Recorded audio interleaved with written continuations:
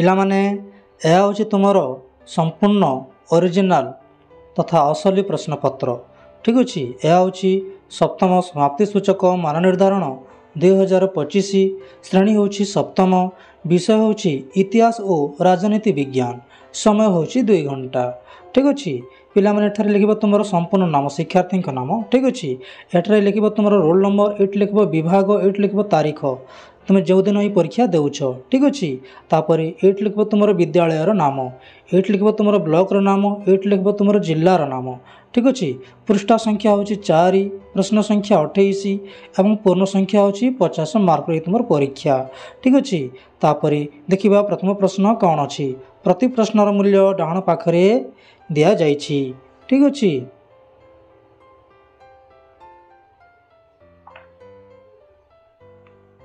ପ୍ରଥମ ପ୍ରଶ୍ନ 1 ନମ୍ବରରୁ 5 ନମ୍ବର ପର୍ଯ୍ୟନ୍ତ ପ୍ରତି ପ୍ରଶ୍ନରେ ଦିଆଯାଇଥିବା 4ଗୋଟି ସମ୍ଭାବ୍ୟ ଉତ୍ତର ମଧ୍ୟରୁ ଠିକ୍ ଉତ୍ତରଟିରେ ଠିକ୍ ଚିହ୍ନ ଦେବ। ଠିକ୍ ଅଛି।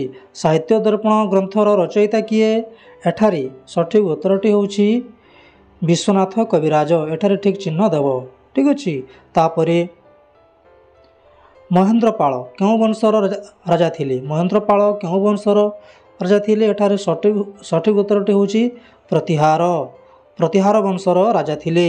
ତାପରେ ମହମ୍ମଦ ଘୋରୀ ଚନ୍ଦ୍ରଗୁପ୍ତଙ୍କୁ କେଉଁ ଯୁଦ୍ଧରେ ପରାସ୍ତ କରିଥିଲେ? ମହମ୍ମଦ ଘୋରୀ ଚନ୍ଦ୍ରଗୁପ୍ତଙ୍କୁ ହଳଦୀଘାଟ ଯୁଦ୍ଧରେ ପରାସ୍ତ କରିଥିଲେ।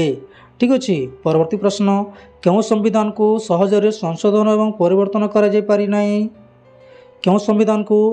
ଏଠାରେ ଅପସନ୍ ଅଛି ଲିଖିତ, ଅଲିଖିତ, ନମନୀୟ, ଅନମନୀୟ। ଏଠାରେ ସଠିକ୍ ଉତ୍ତରଟି ହେଉଛି ଅନମନୀୟ। ଠିକ୍ ଅଛି। ଅନମନୀୟ। ତାପରେ ପରବର୍ତ୍ତୀ ପ୍ରଶ୍ନ ଅଛି ଦିଲ୍ଲୀ ସୁଲତାନୀମାନେ କେତେ ପ୍ରକାରର କର ଆଦାୟ କରୁଥିଲେ? ଏଠାରେ ସଠିକ୍ ଉତ୍ତରଟି ହେଉଛି 5 ପ୍ରକାରର। ଠିକ୍ ଅଛି। ପରବର୍ତ୍ତୀ ପ୍ରଶ୍ନ ଦେଖିବା।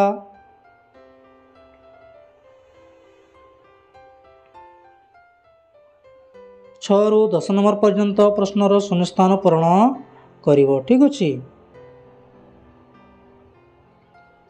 ମାମୁଦ କେଉଁ ମନ୍ଦିର ଡେକ୍ସ ମନ୍ଦିରରୁ ଲୁଣ୍ଠନ କରି ବହୁ ଧନରତ୍ନ ଭାରତରୁ ଗଜନୀକୁ ନେଇଯାଇଥିଲେ? କେଉଁ ମନ୍ଦିର? ସୋମନାଥ। ତୁମେ ଲେଖିବ ଏଠି ସୋମନାଥ ମନ୍ଦିର। ଠିକ୍ ଅଛି। ପରବର୍ତ୍ତୀ ପ୍ରଶ୍ନ ବର୍ତ୍ତମାନ କାଗଜରେ ଲେଖାଯାଉଥିବା ଭଳି ଆଗ କାଳରେ ଡେସ୍କ ପତ୍ରରେ ଲେଖାଯାଉଥିଲା? ଏଠି ଲେଖିବ ନଥିପତ୍ର। କ'ଣ ଲେଖିବ? ନଥିପତ୍ର। ଠିକ୍ ଅଛି। ପରବର୍ତ୍ତୀ ପ୍ରଶ୍ନ ଭାରତ ସମ୍ବିଧାନରେ କେତୋଟି ଧାରା ରହିଛି? ଏହାର ଉତ୍ତରରେ ତୁମେ ଲେଖିବ ଏ ଡେକ୍ସ ବଂଶର ଶାସନ ଆରମ୍ଭ ହୋଇଥିଲା। ଚାଲୁକ୍ୟମାନଙ୍କ ପତନ ପରେ ରାଷ୍ଟ୍ରକୂଟ ବଂଶର ଶାସନ ଆରମ୍ଭ ହୋଇଥିଲା। ଠିକ୍ ଅଛି। ପରବର୍ତ୍ତୀ ପ୍ରଶ୍ନ ସୁଲତାନୀ ଶାସନ କାଳରେ ଗ୍ରାମର ମୁଖିଆଙ୍କୁ ଡେସ୍ କୁହାଯାଏ?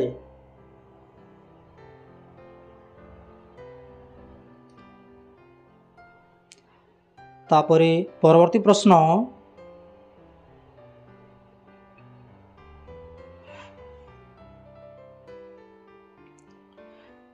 11ରୁ 15 ନମ୍ବର ପର୍ଯ୍ୟନ୍ତ ପ୍ରଶ୍ନର ପ୍ରଥମ ଯୋଡ଼ାର ସମ୍ପର୍କକୁ ଦେଖି ଦ୍ୱିତୀୟ ଯୋଡ଼ାର ଶୂନ୍ୟସ୍ଥାନ ପୂରଣ କର। ଠିକ୍ ଅଛି। ଦେଖିବା। ପ୍ରଥମ ପ୍ରଶ୍ନ ଅଛି ପ୍ରତିହାର ବଂଶ କନୌଜ, ପାଣ୍ଡ୍ୟ ବଂଶ। ଏଠାରେ ପାଣ୍ଡ୍ୟ ବଂଶ ହେବ ମଦୁରା। ଠିକ୍ ଅଛି। ମଦୁରା। ତାପରେ 1858 ମସିହା ଭାରତ ଶାସନ ଆଇନ। 1861 ମସିହା କ'ଣ ହେବ? ଭାରତ ପରିଷଦ ଆଇନ। ଏଠି ଲେଖିବ ଭାରତ ପରିଷଦ ଆଇନ। ଠିକ୍ ଅଛି। ତାପରେ ଅଦ୍ୱୈତ ମତବାଦ ଶଙ୍କର। ତାପରେ ଭକ୍ତିବାଦ। ଏଇଠି କ'ଣ ହେବ? ରାମାନୁଜ। ଏଇଠି ଲେଖିବ ତୁମେ ରାମାନୁଜ। ଠିକ୍ ଅଛି। ପରବର୍ତ୍ତୀ ପ୍ରଶ୍ନ ଇସଲାମ କୋରାନ, ହିନ୍ଦୁ ଗୀତା। ଠିକ୍ ଅଛି। ହିନ୍ଦୁ ଗୀତା ଭାଗବତ। ठीक अच्छे गीता लिखिपार भागवत भी लिखिपार ठीक अच्छे। तापर परवर्ती प्रश्न बाबर आत्मचरित बाबरनामा अकबर आत्मचरित अकबरनामा अकबरनामा ठीक अच्छे। परवर्ती प्रश्न 16 ରୁ 20 नंबर पर्यंत प्रश्नर रेखांकित पद को बदलाई भ्रम संशोधन कर ठीक अच्छे।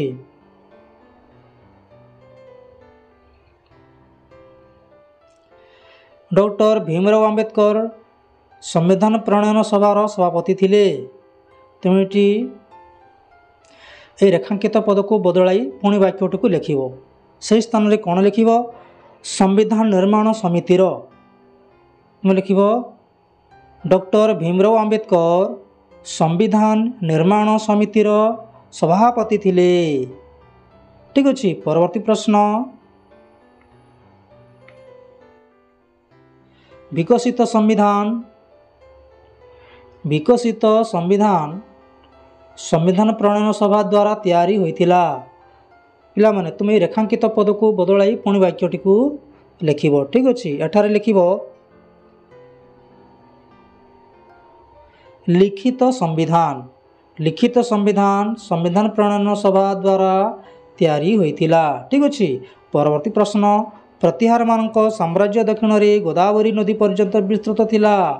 तुम एठार लिख प्रतिहार मानकर साम्राज्य दक्षिण में नर्मदा नदी पर्यंत विस्तृत थिला ठीक अच्छे। परवर्ती प्रश्न अलाउद्दीन दिल्ली ठारे लोहित प्रासाद निर्माण करथिले। पिलामाने तुम ये रेखांकित पद जगह तुम लिख बलबन दिल्ली ठारे लोहित प्रसाद निर्माण करथिले ठीक अच्छे। परवर्ती प्रश्न कम्बान तेलुगु भाषा रे रामायण रचना करथिले। कम्बान तुम ये लिख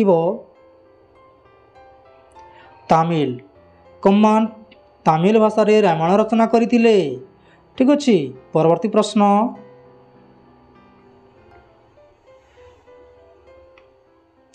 21 ରୁ 15 नंबर पर्यंत प्रश्न गुड़िकर उत्तर संक्षेप लेख ठीक अच्छे। समवंशी मानकर सांस्कृतिक कृतित्व गुड़िक लेख पिला माने यार संपूर्ण उत्तर मु स्क्रीन उपर देइछि तुम लिख ठीक अच्छे। परवर्ती प्रश्न देखिबा द्वैत शासन कौन पिला माने यार संपूर्ण उत्तर मु स्क्रीन उपर देइछि तुम लिख ठीक अच्छे।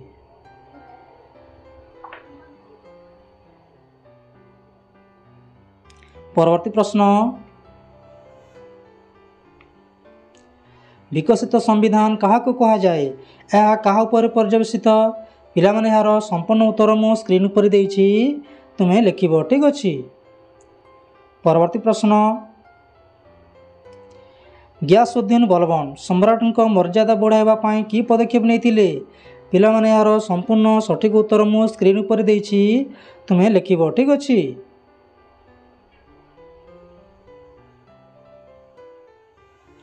परवर्ती प्रश्न देखिबा केबे ओ केउठारे बाहुमनी राज्यर सबु मुसलमान शक्ति मिलित होई विजयनगर राज्य को परास्त करथिले सेतेबेले विजयनगर राजा किए थिले पिला माने यार संपूर्ण उत्तर मु स्क्रीन उपर देइछि तुम लिख ठीक अच्छे।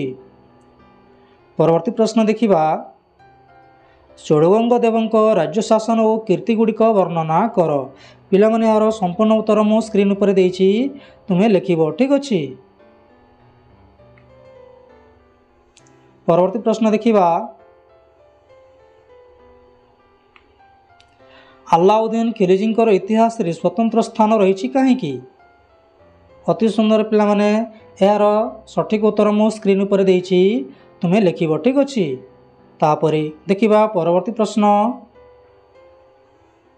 भारतर स्वाधीनता आंदोलन समय रे ब्रिटिश साम्राज्य अधीन रे क्यों शासन अधिक गुरुत्वपूर्ण एवं कहीं अति सुंदर पिला माने यार सठिक उत्तर मु स्क्रीन उपर देइछि तुम लिख ठीक अच्छे। धन्यवाद पिला माने वीडियोटी केमिति लागला निश्चय कमेंट करिवो लाइक करिवो एवं शेयर करिवो ठीक अच्छे। धन्यवाद।